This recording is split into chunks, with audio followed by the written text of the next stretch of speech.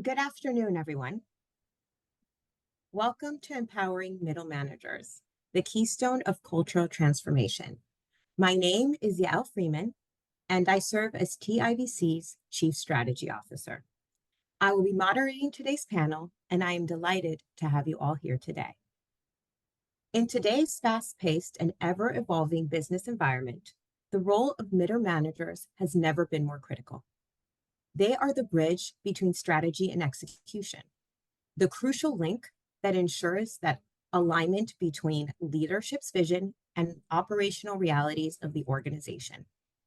Middle managers are not just supervisors. They are the keystones of any cultural transformation. Today, we will explore the vital role middle managers play in fostering a positive organizational culture, driving change, and ensuring sustainable growth. We will discuss the challenges they face, the skills they need to thrive, and the strategies that can empower them to become effective leaders within their teams. Our distinguished speakers today bring a wealth of experience and insights.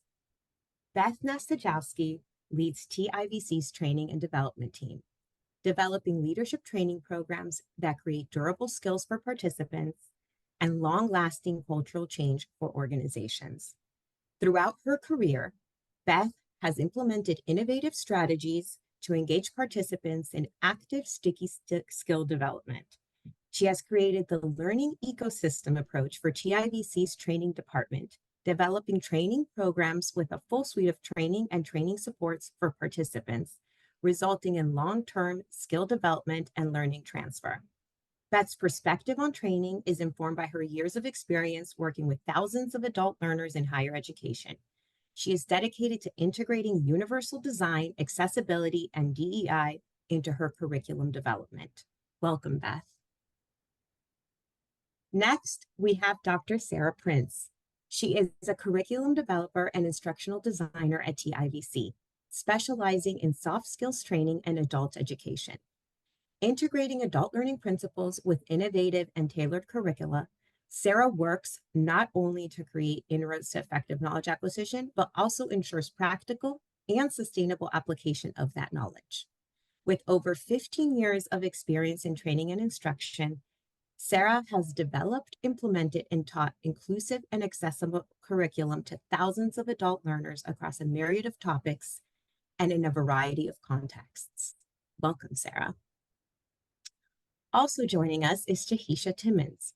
Tahisha owns and leads Conscious by Us, which focuses on DEI and improving health equity through coaching, SME consulting, DEI content reviews, and speaking events.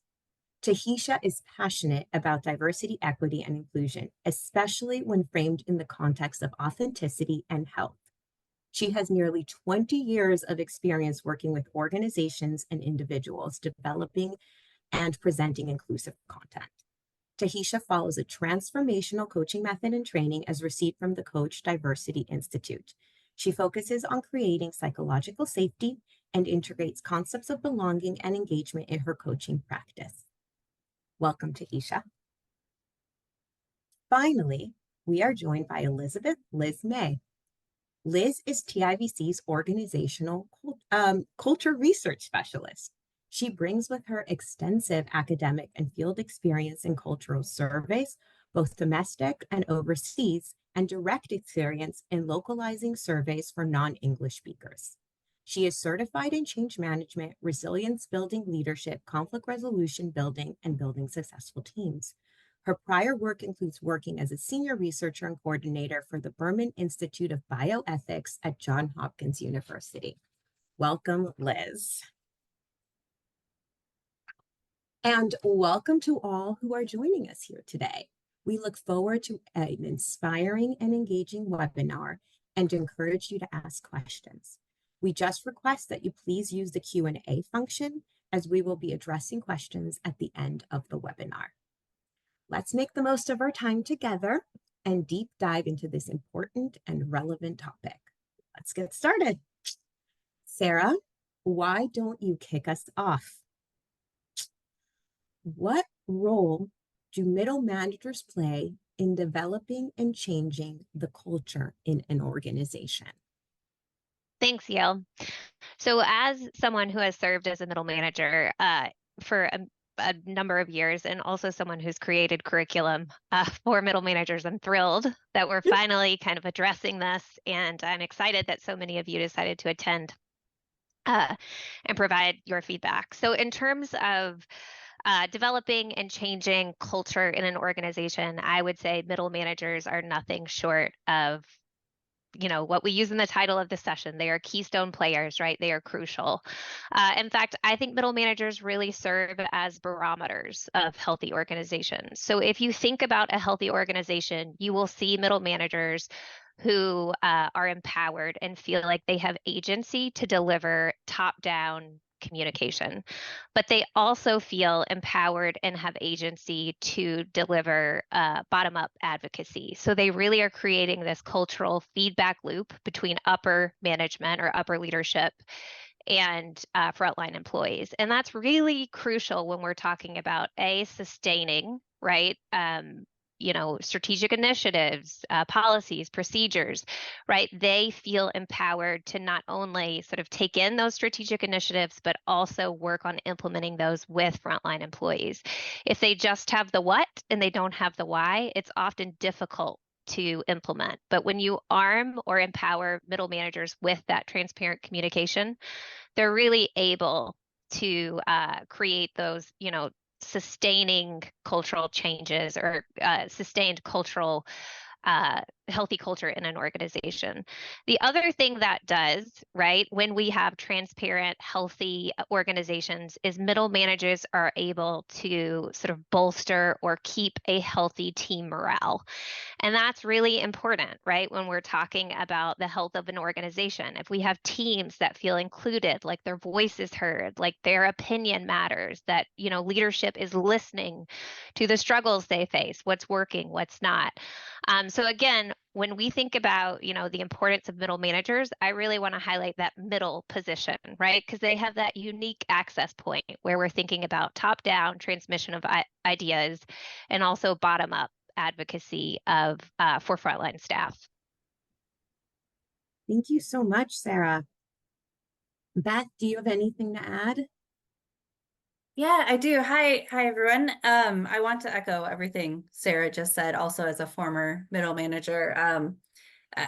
It's such a difficult position in an organization, and it's also one that I don't think we don't pay enough attention to this position, considering how much impact that a middle manager will have on an organization. Like Sarah said, on an organization's culture and productivity, just how you're able to get things done in an organization, but also the experience of your employees.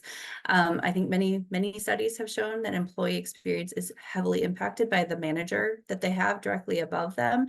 And so we need to really pay attention to and be intentional about the people we put in those roles, but also the resources and support we give them. And I also wanted to pull on the last piece Sarah was saying around middle managers being that kind of center point between executive leadership as well as frontline staff members, right? They're in that middle place. And that's a lot to balance, essentially, right? You have many different kind of competing priorities and stakeholders you're responsible to. And the actual workday, the tasks you're responsible for can include anything from, contributing to the team, to managing the relational aspect of your team, to talking with leadership, to developing strategy. It's a lot of different places that those middle managers are being pulled and responsible for. So it really is worth our time and attention to pay attention to this. Thank you so much, Beth. So a survey by Future Forum in 2021 found that middle managers are 46% less satisfied with their jobs than senior executives, struggle more than executives to maintain a sense of belonging, and feel more stressed and less productive than their more senior colleagues. Tahisha, to get a sense of why this might be the case, what are the most significant organizational challenges middle managers face? And how can executive upper leadership effectively support middle managers in their role? Yeah. So I'm going to tag in with what Sarah and Beth said. Really, middle managers are in that sort of unique position where they are challenged by both upper management, your executive leadership, and then the team that they're responsible to balance. And it becomes to manage, it becomes this sort of balancing act. And I have found that in organizations where I've held that middle position, my best executive leaders, or the most support I had, was from those executive leaders that modeled inclusive behaviors, that helped me to see, well, what does it look like when I can create psychological safety within my own team? So you can't really go to your middle managers and say, hey, I want you to bear the burden of creating the environment without modeling those behaviors yourself.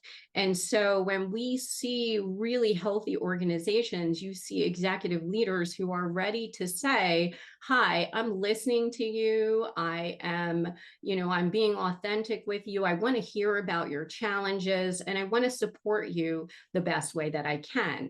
And so when you think about organizations that say, hey, we have no problems, or we have no issues coming from our middle managers, that to me almost speaks to a culture that says, hey, you're going to hide this, right? It's not supportive. You're not sharing authentically, because we all have issues, right?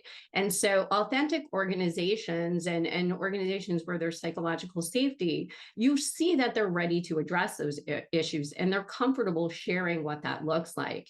And so authentic leaders in these organizations, they really lean into and admit, hey, I don't know everything, but I'm open to your suggestions. I want to learn, and we're going to grow together. And so I think when you have an environment that supports that, that's really important. And that's the biggest thing I would say, executive leaders can do. Be supportive of your middle managers. Be ready to, open your doors and say, hey, let's face this challenge together.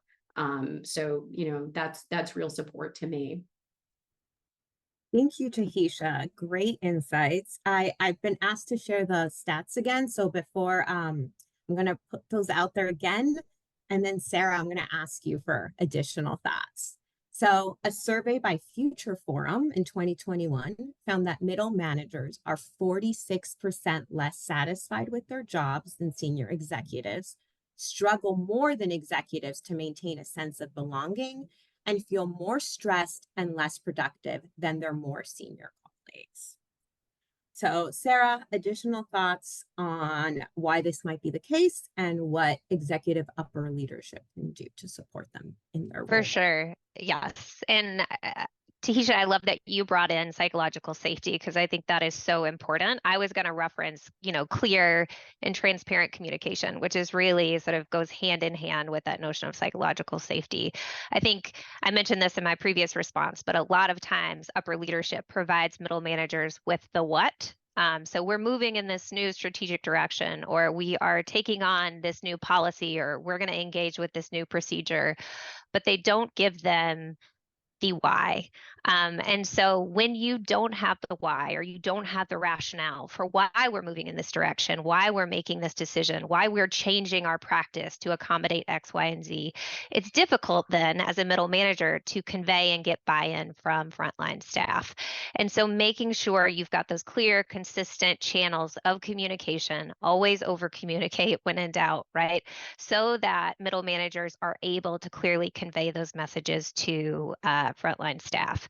And I do think part of that also kind of creates this environment where,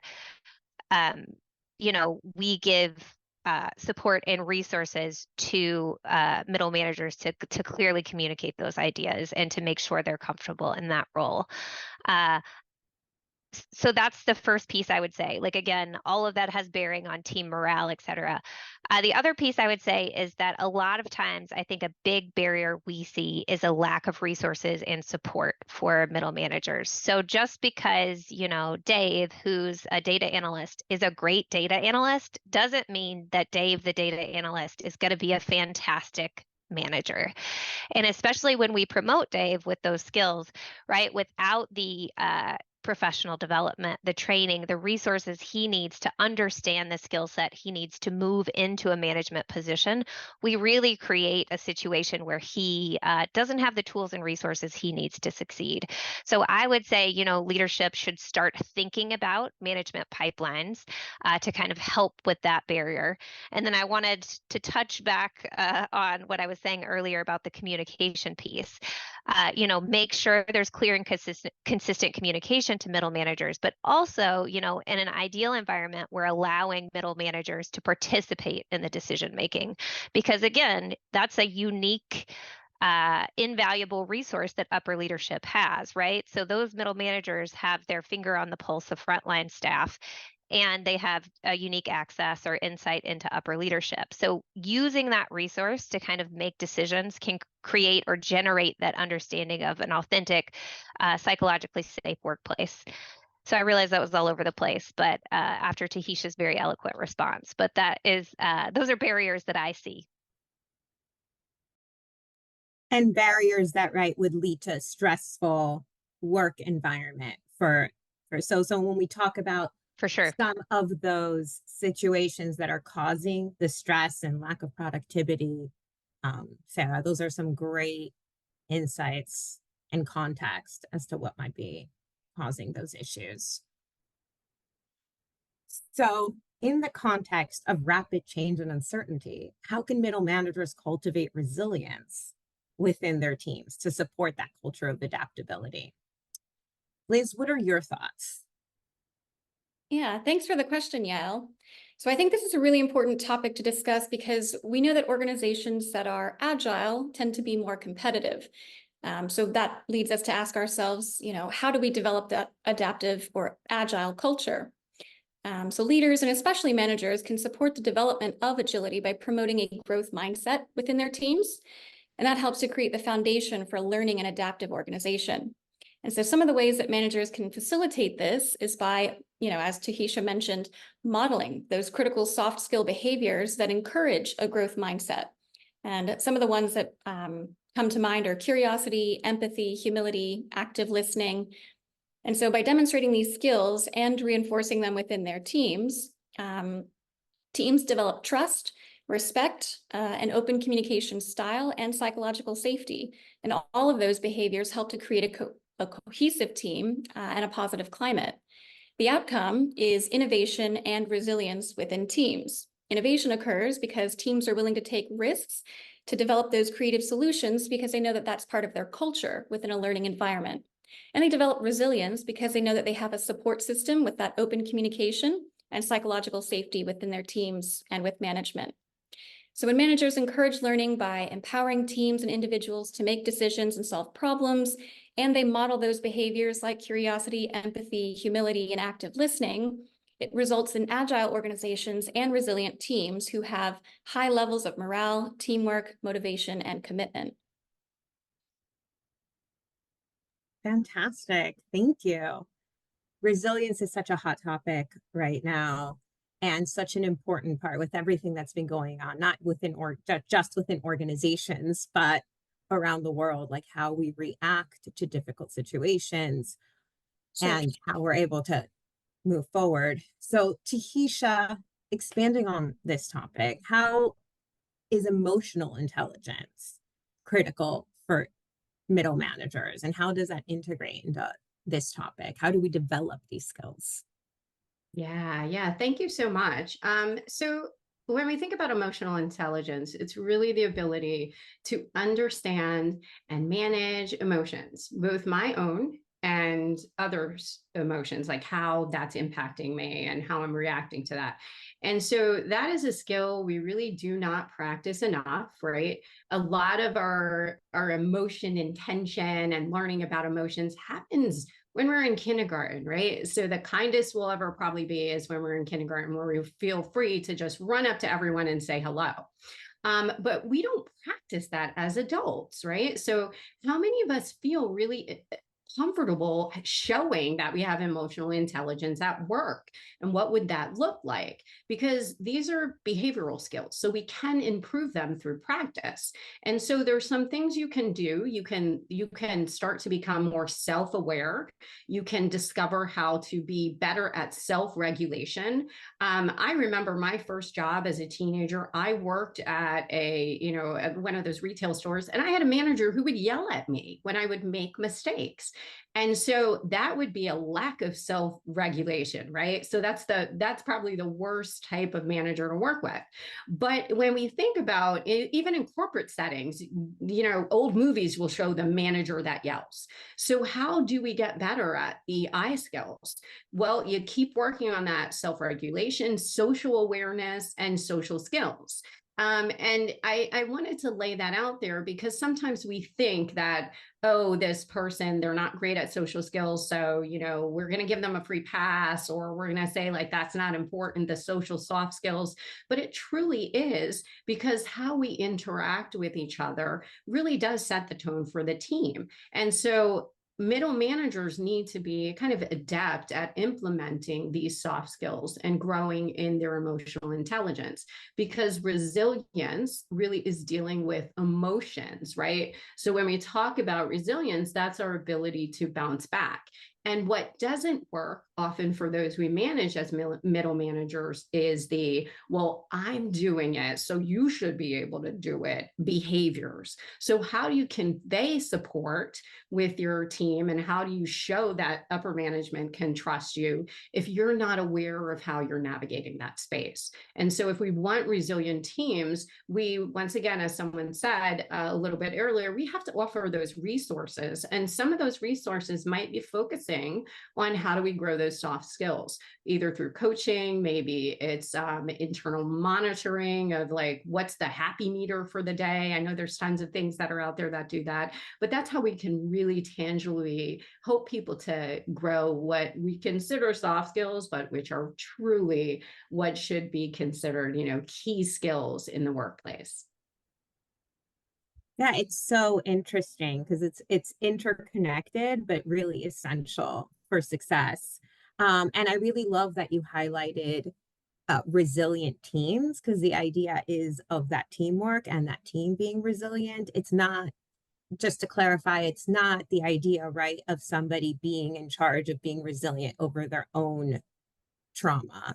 It's a team-based approach, which was yeah, it's fantastic. Thank you, Tahisha. So Beth, seeing as communication is probably a key skill to cultivating both resilience and developing EI, all of it's so interconnected, what are some effective communication strategies for middle managers to foster an open, inclusive culture? Yeah, again, all interconnected. So you'll hear us building off all of this, because as everyone was talking, I was thinking about the communication piece. But I think the first piece for middle managers is focus on transparent communication. I think we talked about that from executive leadership, and it applies to middle managers as well.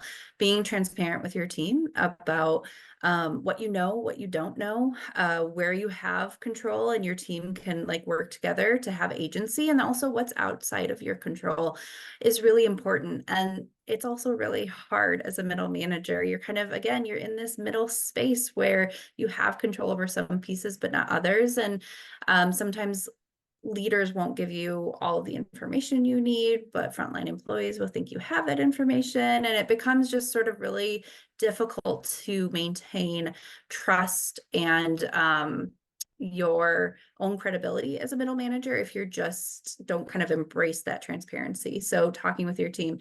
And that doesn't mean that you're feeding into toxicity. I just want to be clear about that. Being transparent doesn't mean that you're creating a toxic culture, or you're kind of bashing other, leadership or other managers or anything like that. It's just about being kind of really upfront with your team And again, that's hard. It takes strong emotional intelligence skills to be transparent without creating toxic culture. So that's where that piece really comes into play. But it really does help you be a more effective middle manager, build that trust with your team, and maintain that credibility, and helps you all align as well as a team. So you're working together. So transparency is one. And then the other piece I wanted to mention, and I don't know if this is a real thing, but something around like inclusive communication.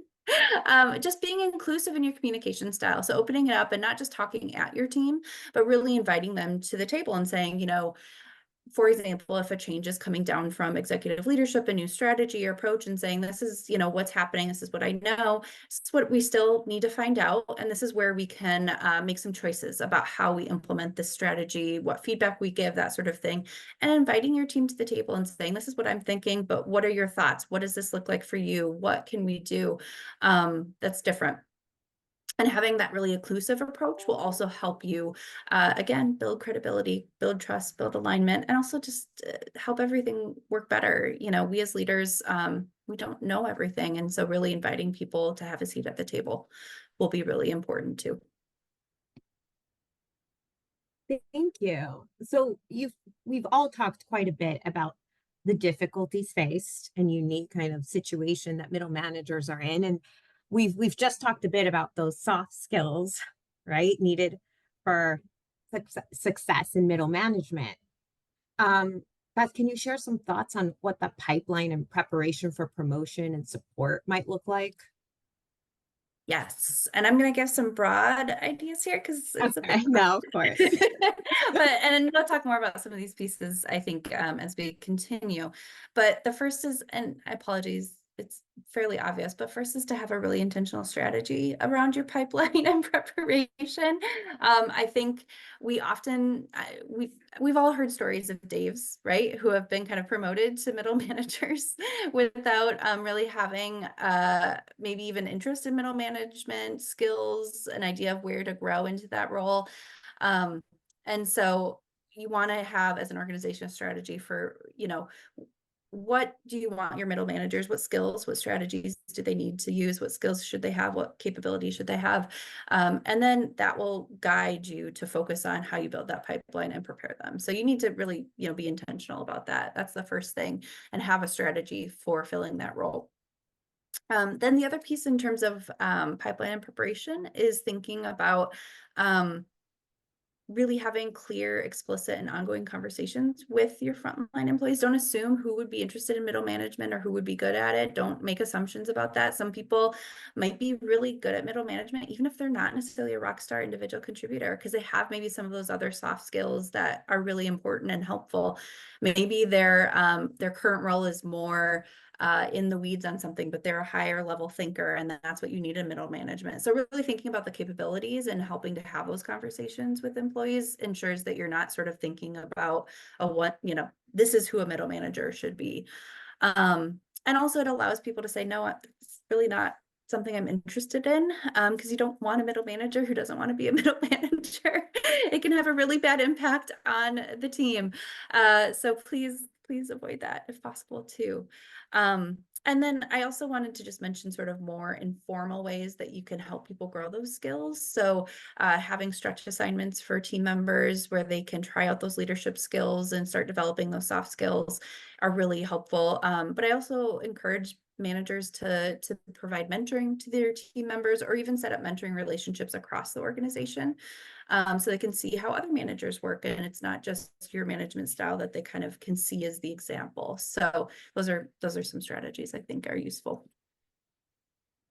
That's so helpful. I really love the focus on those skills and really honing in on those soft skills, even if as individual contributors, they might not be the best alignment. So that's really great perspective, Beth. I really appreciate that. Sarah, you had earlier kind of talked about how pipeline and preparation for promotion was a way that senior leadership could support their middle management. So I'd love any additional thoughts from you on this topic.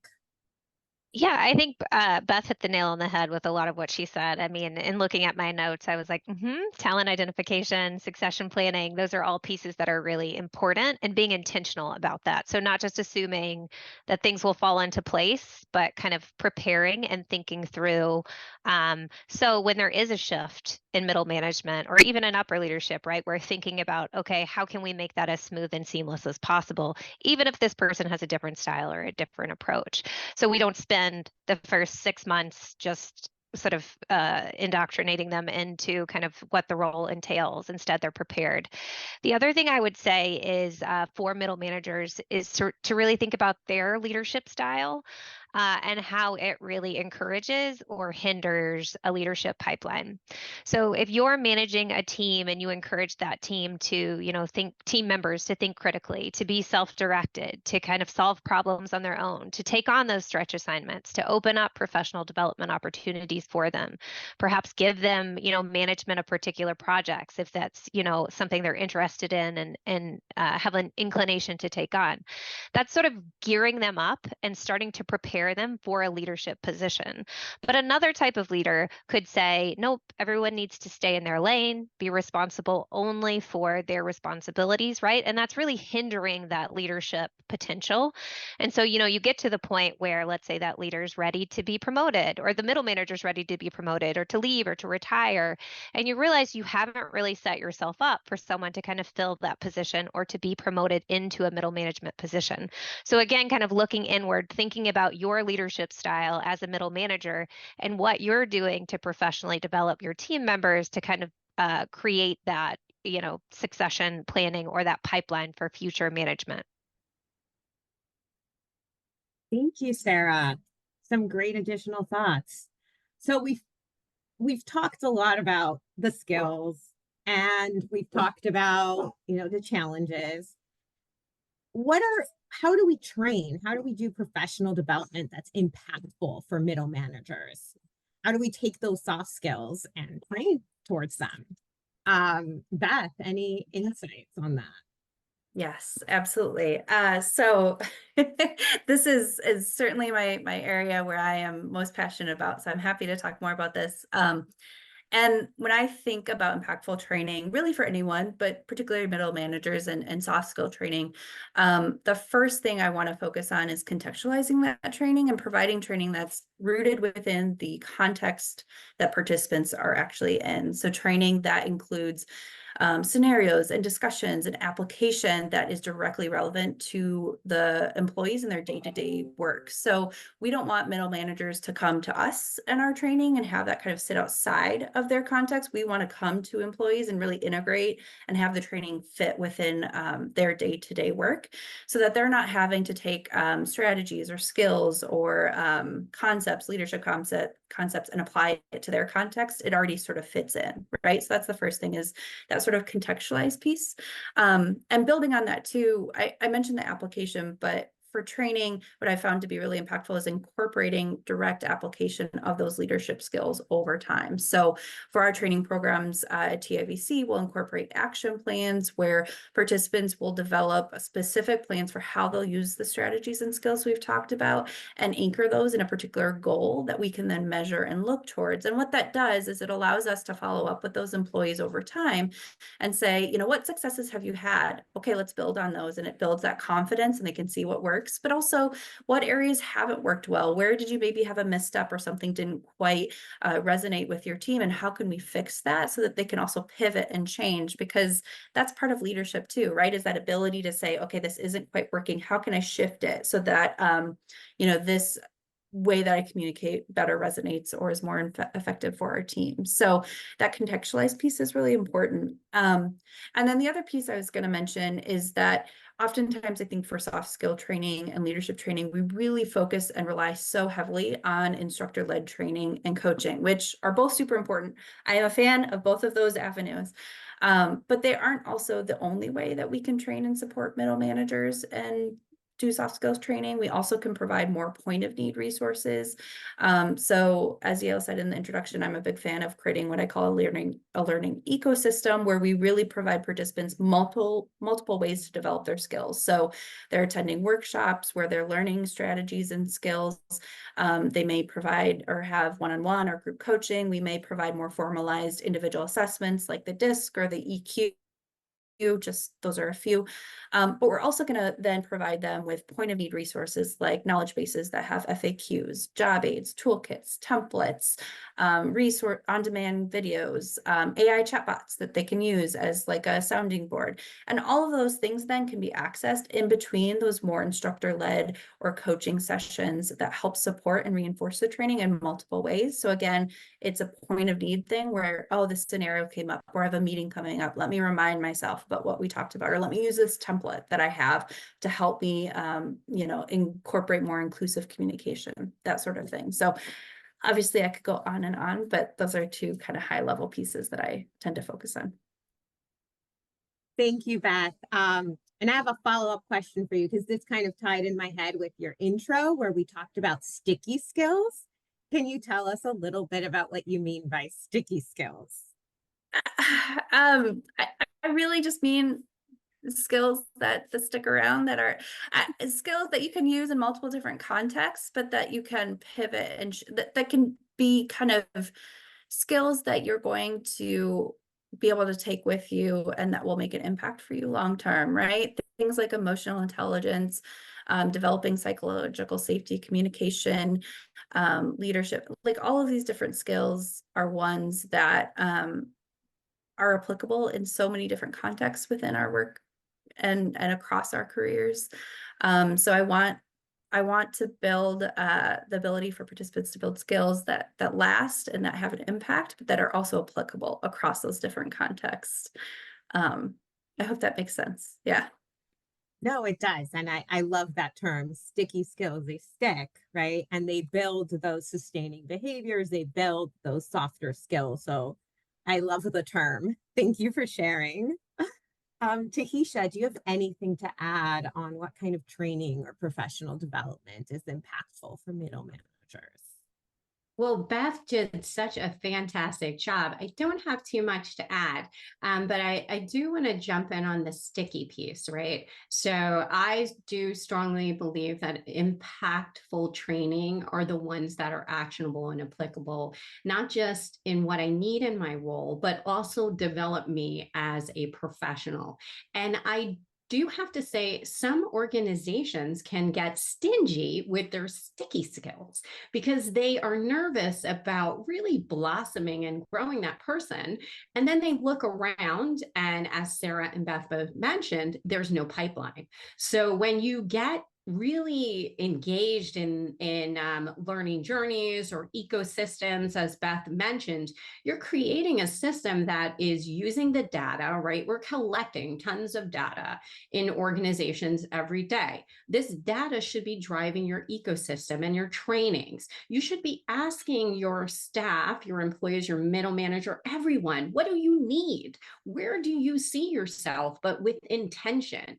I don't know how many times I got asked, where do I see myself in 5 years? But I don't remember anyone ever using that to create some type of development plan for me. So when we think about what are great training things, those are great resources internally where you can grab information from your employees.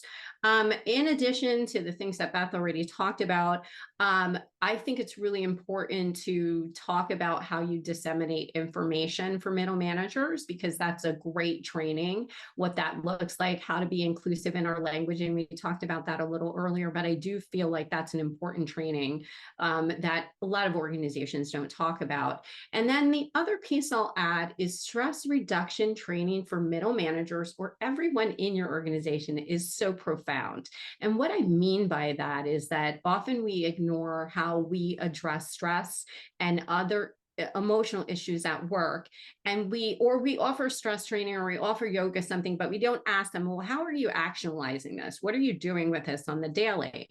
And so if you're going to do a stress focused training, leave something for them to take away. So I know one organization that after a stress training, they did the walk plan. So the walk plan was they decided to take daily walks, and they did it also virtually and in-house. And they just shared, like, here's some pictures on my walk. It encouraged people to realize that health was important, getting outside and exercising was important, taking a break is huge. We know we come back refreshed. So how are you asking people to take your trainings and learnings and put them into action, even the soft ones, So I am a big fan of anything that gives you that moment to focus on an organization that says, hey, I care about you from 360 degrees, right? All around, because you spend a lot of time at work. And I know we've talked about the stressors, the barriers, and all those things, but middle managers really are sitting in that hot seat of bearing a lot of that stress. So. Thank you. It's so true. We do spend a lot of time at work, and often that data around those soft skills and around who you are isn't used in the right way. So those are some great thoughts. Liz, can you share specific tools or techniques that have been effective in empowering middle managers to implement and sustain cultural shifts? Sure, Yael, thanks. It's really tough to follow what Beth and Tahisha have already said because they've said so much of it. But I think another thing, I mean, just to keep in mind, right, Beth was mentioning a contextualized sort of training. And so I think that's important, but and Tahisha, thank you for mentioning like communication is also important, right? Being able to have those difficult conversations. And so another, I think, training that I think would be useful is change management.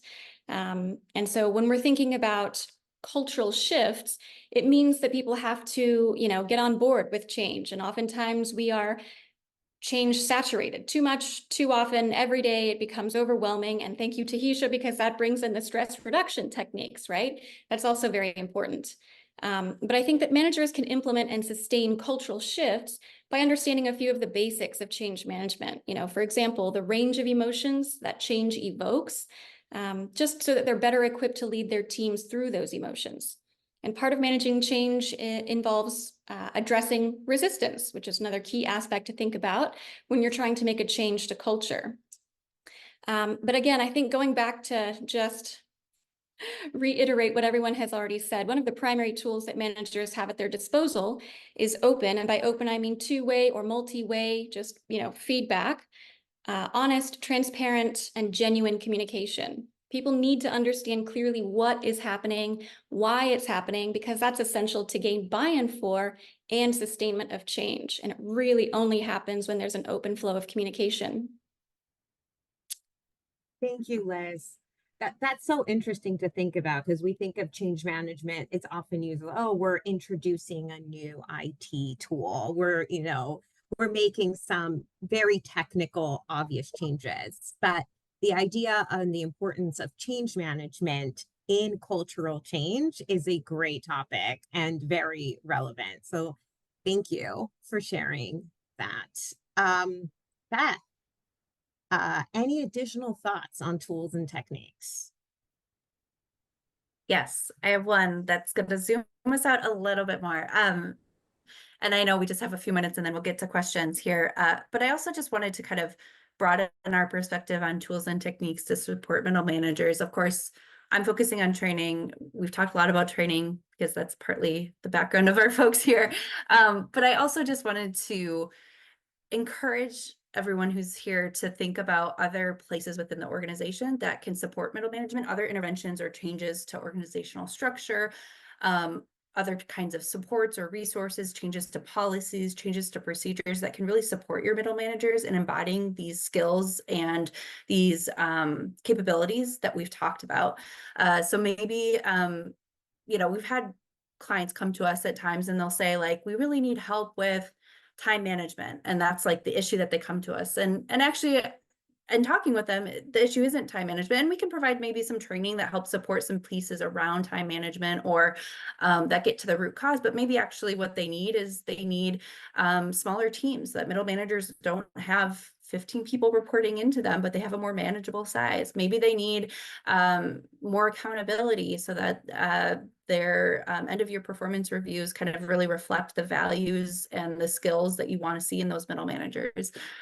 Maybe there's additional places across the organization where middle managers are kind of picking up the slack. Maybe HR isn't supporting them in the way they need to, or IT isn't supporting them in the way they need to. And so middle managers are kind of stressed because of that. So all this to say is, you know, training is really impactful and helpful. I'm a big fan of it and believe in it, but also it's not always the only solution or the best solution. And so to think about kind of holistically how you can support middle managers in other ways is also important. Yeah. That's a great point, and really ties into what all of you were saying at the start, which is that middle managers need to have a voice, because you're not going to recognize some of the problems if you don't know that they're there. So, you know, senior executives might just be looking at, okay, they're not being productive. They need productivity training. But really, it's because you haven't been listening to what some of the issues that may be developing that outcome, like what that crux is. So thank you. That's some great thoughts. Well, we're at about 15 minutes out, and I want to make sure that we have some time for questions. So Beth, Sarah, Tahisha, and Liz, thank you so much for the great conversation today. We've had an insightful session with valuable contributions from each of you. Your perspectives on leadership, development, organizational culture, and the unique challenges faced by middle managers have provided us with a comprehensive understanding of this critical role. Before we move into Q&A, I'd like to just recap some of the key takeaways. So the indispensable role of middle managers playing, like, bridging that gap between strategic vision and operational execution. The importance of investing in leadership development to equip middle managers with the skills needed to drive cultural transformation. And thank you for sharing those practical strategies to enhance employee engagement and foster a positive organizational culture through the empowerment of middle management. So we hope these insights today will help all of you implement effective strategies in your own organizations and support your middle managers in becoming the true catalysts for change. So as we transition to our Q&A segment, I encourage you to share questions. This is a great opportunity to dive deeper into any of the topics we've covered today and gain, further clarity from our experts. So, any questions?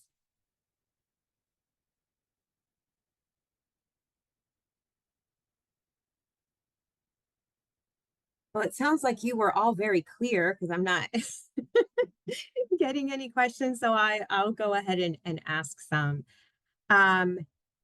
What can you give some specific examples where training and this learning ecosystem and training towards soft skills really played a role in changing an outcome or helping middle managers further? Yeah, absolutely. I'm going to start with this, but then also ask Liz, since I know we worked together on this particular training, if you have any ideas or thoughts. So we worked with, recently we worked with a government agency where we were training middle managers from across the different districts in the United States. So we had sort of 7 cohorts, I think, of about 15 people each. That we trained over a period of about 4 to 5 months, where we did some sort of foundational leadership resilience building instructor-led sessions that Liz did a great job on, helping those folks kind of think about what strategies they can use to build resilience, build psychological safety, build communication, cohesion, all those pieces. And at the end of those sessions, our participants built out an action plan with a targeted goal of improving caseload management within their team. That was really kind of the root issue, or the main issue that the organization came to us with, is trying to improve caseload management. So each individual participant leader developed their own particular goal, a SMART goal related to caseload management. So it was really contextualized and specific to their team, what they could do, what they needed. And then they went off into the world, into their workday, and implemented that action plan. We kept in touch with them and provided point of need resources over the next couple of weeks. And then we came back together for some group coaching where we asked them, what were your successes? What were your opportunities where you didn't quite succeed or you could grow or make improvements? And that really helped us see both the impact of the training, but also helped us kind of what I call troubleshoot some of those pieces with them. They could learn from each other what was working. They could hear from their peers about places where, oh, you tried this. I've tried this. It didn't work. I tried this instead. They could kind of get that experiential knowledge from their peers. So that was just a great experience overall. We saw some really great direct impact on the cases that folks were seeing and the metrics that they were targeting. So we were really excited by that. And beyond those kind of specific targeted outcomes, we also heard reports of increased confidence, increased cohesion within those teams. The leaders felt more confident with their teams. They also said that they were seeing more autonomy with their employees, all those sorts of things. So I think that was a great example of kind of this approach on how we can make an impact. But also, I don't want to speak for Liz if you have anything you want to add about that experience. Honestly, Beth, I don't have much to add. You hit the nail on the head right there. I mean, we had 2 sessions where it was just it was very interactive, very engaging. We asked learners for their situational context. What are you experiencing in your district? We had others share theirs, and then they would collaborate like, oh yeah, this is what we can do, coming up with ideas. It was really kind of inspiring to watch. And then like Beth said, a month later, we had the 3rd session, which was the coaching, where they actually implemented the action plan that they had developed after that 2nd session. And I mean, we saw a renewed sense of motivation, and just I guess it was the soft skills, right? Increased confidence and autonomy within their teams. They had implemented some of the strategies with great success, and it was a wonderful experience. It was very inspirational to hear about all of their successes and to see the impact, the real tangible impacts from the training that they received. So, thank you, Beth and Liz. So we are getting some questions now, and kind of tying into how this training worked out. Like, what is a good way for managers to help build trust, especially if the people being managed have better technical skills than the manager? Anybody want to take that one? Tahisha? So I'll take a stab at that one. So I think as we begin to see multiple generations in the workplace, we are going to see that little bit of gap between technical skills generationally. But the best way to build trust, and it goes back to so many times answering this type of question, is being honest. Being honest about what your technical skills are. And technical skills don't necessarily impact the trust piece. If I'm open to, well, I don't know that, but I can upskill myself on that tech piece, but I want you to share what's your best practices. So going back to your staff that you're trying to build trust with, and getting them to work with you to kind of upskill in that area. And so anytime I've had a manager who's been really open and authentic with me, it has built my trust in them, because it's almost like they're saying, hey, I know we're all human, right? And so how are we going to best work together? We all bring great experiences that are different. I may not be the best tech person, but maybe I know a ton of stuff from over 20 years of being in the healthcare industry, right?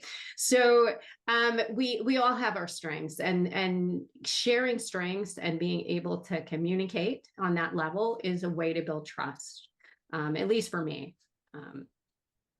No, great response, and kind of ties into this other question that we got. How can middle managers manage up if they feel there are gaps in senior leadership support of the whole organization?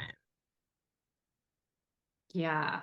I don't know if I should take this one, but I do have a story that kind of leans in my head around managing up, right? Please go ahead and share.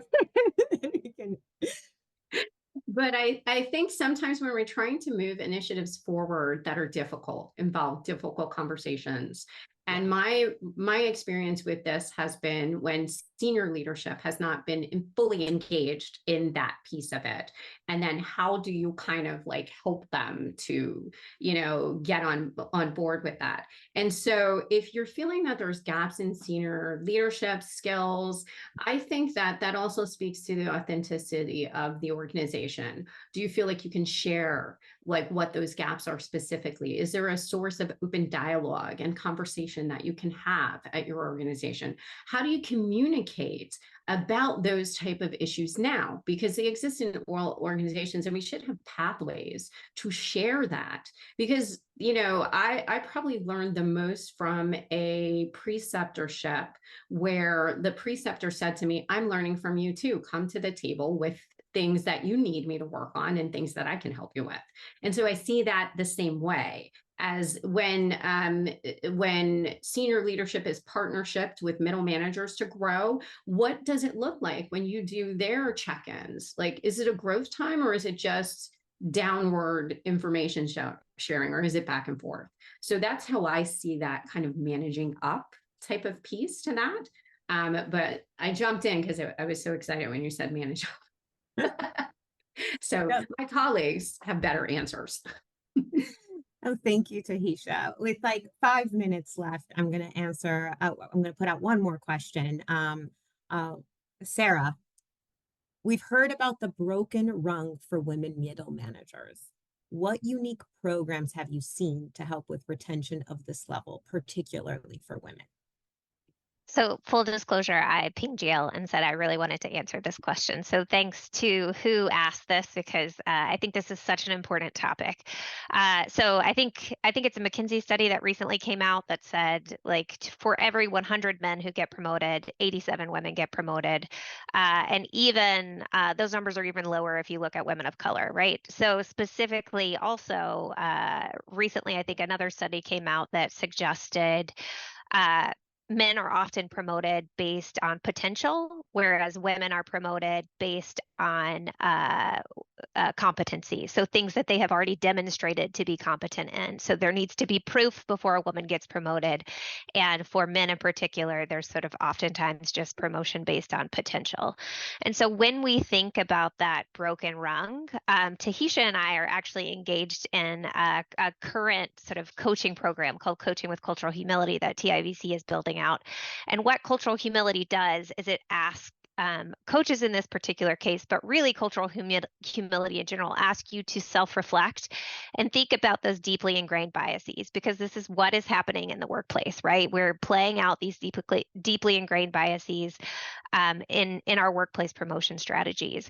So it's asking you to be self-reflective. It's kind of giving you the tools to reflect on that and think through that. And I know TIVC, Beth, I'm going to punt it over to you, has other cultural humility training programs that we're kind of building out in the works.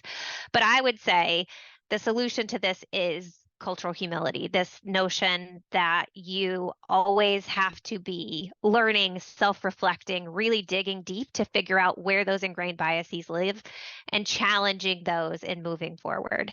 And apologies, I have to cut out a few minutes early for another meeting, but thank you, Yale, for giving me the opportunity to answer that question. And I will leave this in the fully capable hands of my colleagues. Thank you, Sarah, for joining us today. I really appreciate your insights and love the answer to that question. It could be a webinar all on its own.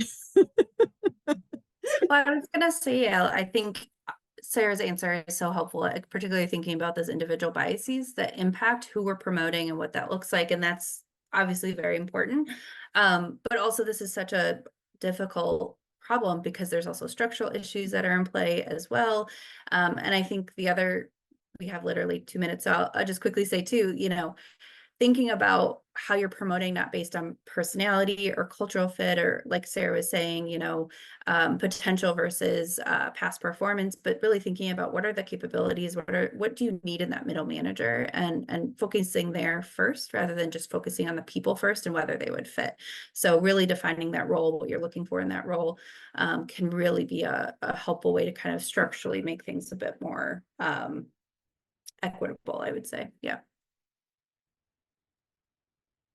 Thank you so much, Beth. This has been such a fantastic conversation, and I really appreciate everybody's time today and all the really interesting questions that ended up coming in. It's given me ideas for future webinars and more conversations. The conversation has just started. Our information is out there if anybody does want to follow up and reach out, and we'll be reaching out with you know this webinar and our contact information as well. So we'd love more questions, and thank you so much everybody for their time today, and thank you to our fantastic panelists.